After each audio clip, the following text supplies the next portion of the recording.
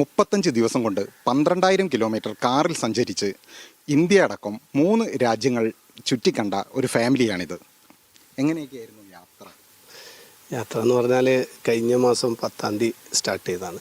അപ്പം 10-ാം തീയതി ഇവിടുന്ന് പോകുമ്പോൾ തന്നെ എല്ലാവരും ഭയപ്പെടുത്തിയിട്ടുണ്ട്. കാരണം ഒരുപാട് ആൾക്കാരോട് പറഞ്ഞിട്ടില്ല, ഇവന്തോ വീട്ടിൽ തന്നെ പറഞ്ഞിട്ടില്ല. ചെറിയൊരു യാത്ര എന്ന് പറഞ്ഞ് വെക്കേഷൻ യാത്ര സ്റ്റാർട്ട് ചെയ്തതാണ്. പിന്നെ അങ്ങനെ പോയി 35 ഡേയ്സ് 14 സ്റ്റേറ്റോളം കവറായി. പിന്നെ അതിലുപരി 2 രാജ്യം, അതായത് ഇന്ത്യ അടക്കം 3 രാജ്യം, നേപ്പാൾ, ഭൂട്ടാൻ.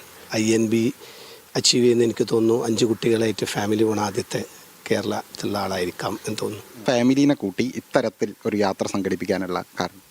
ഫാമിലീനെ കൂട്ടുക എന്ന് പറഞ്ഞാൽ ഫാമിലിയാണ് ജീവിതത്തിൽ ഏറ്റവും വലുതെന്ന് വിശ്വസിക്കുന്ന ഒരാളാണ് ഞാൻ. ഈ യാത്രകളിൽ അവരെ ഞാൻ കൂട്ടിയെന്ന് വെച്ചാൽ പുതുതലമുറ യാത്ര ചെയ്ത് പഠിക്കട്ടെ. അതിലുപരി അവർക്കൊരു കൾച്ചർ, അതായത് ജനങ്ങളോട് പെരുമാറാനുള്ളത്, പിന്നെ അവരിൽ അനുകമ്പ, ഇമ്പതി, സ്നേഹം, ഇതൊക്കെ യാത്ര ചെയ്താൽ തന്നെ കിട്ടുള്ളൂ. അല്ലാതെ വീട്ടിൽ നമ്മൾ പുസ്തകത്തിൽ പഠിപ്പിച്ചിട്ട് ഒരു കാര്യമില്ല.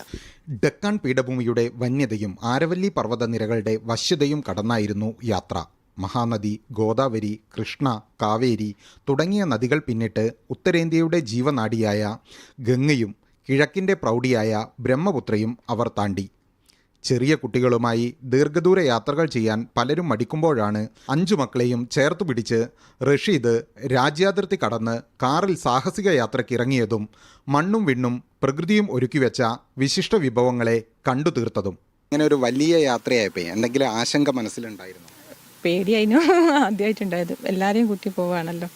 അപ്പം പിന്നെ പഠിച്ചുകൊണ്ട് ഒരു കുതിർത്താൻ കഴിച്ചില്ലായി വന്നു. യാത്ര പോവുകയാണെങ്കിൽ നല്ല രസമുണ്ടാവും. ഫാമിലിയായിട്ട് പോവുകയാണെങ്കിൽ നല്ല രസമുണ്ടാവും. ഒറ്റയ്ക്ക് പോകുന്നതിൻ്റെക്കാട്ട് ബെസ്റ്റ് യാത്ര ഫാമിലിയായിട്ട് കൂടെ പോകുന്നത്. പ്ലാനിങ്ങോ നമുക്ക് വെച്ചാൽ പ്ലാനിങ് ഇല്ല. അന്ന് നമ്മൾ എവിടെയാണോ എത്തുന്നത് അവിടെ സ്റ്റേ, അവിടെ താമസം. പിന്നെ മെയിനായിട്ട് വലിയ പ്ലാനിങ് ഒന്നുമില്ല. പോയാൽ എവിടെ ഏറ്റവും ഇഷ്ടപ്പെട്ടത് എവിടെയാണ്? നേപ്പാളാണോ? ഇനി പോകാൻ തോന്നുന്നുണ്ടോ? എവിടെ? നേപ്പാളാണോ പോകാൻ തോന്നുന്നത്? ഏറ്റവും കൂടുതൽ ഞങ്ങൾ സിംഗിൾ സ്ട്രെച്ച് ഡ്രൈവ് ചെയ്ത് 940 കിലോമീറ്ററാണ് പെർ ഡേ, അതായത് 16 അവറോളം വരും. അതാണ് ചെയ്തത്. ബാക്കിയൊക്കെ ഓൾമോസ്റ്റ് ക്ഷീണം വരുന്നു, അപ്പോൾ ഉറങ്ങും. ഡ്രൈവ് ചെയ്തൊക്കെ ഒരു 80% ഞാനാണ്. വൈഫ് അത്യാവശ്യം ഡ്രൈവ് ചെയ്യും. ലോകത്ത് ഇച്ഛയോടുകൂടി, ഇഷ്ടം കൂടി, സന്തോഷത്തോടുകൂടി എന്തു രീതിയിലും ജീവിക്കാൻ പറ്റിയ ഏക സ്ഥലം ഉണ്ടെങ്കിൽ കേരളം മാത്രം. കാരണം എന്താ വെച്ചാൽ അത് അറിയണമെങ്കിൽ നിങ്ങൾ യാത്ര ചെയ്യണം. യാത്ര ചെയ്താൽ മാത്രമേ കേരളത്തിൻ്റെ സുഖവും സന്തോഷവും സമാധാനവും ഇച്ഛയോട് കൂടിയുള്ള ജീവിതം എന്താണെന്നുള്ളത് അറിയാൻ പറ്റും. റഷീദ് ഖാൻ നമ്മളോട് പറയുന്നത് സ്വപ്നങ്ങൾ കണ്ടാൽ മാത്രം പോരാ, ആ സ്വപ്നങ്ങൾ യാഥാർത്ഥ്യമാക്കാനും അതുപോലെ തന്നെ കുടുംബത്തിന് നല്ല അനുഭവങ്ങൾ പകർന്നു നൽകാനും തുടരെ യാത്രകൾ നടത്തിക്കൊണ്ടിരിക്കണം എന്നാണ്. ജയ്സൽ പിലാശ്ശേരിക്കൊപ്പം KT വിബീഷ്, മീഡിയ 1 കോഴിക്കോട്.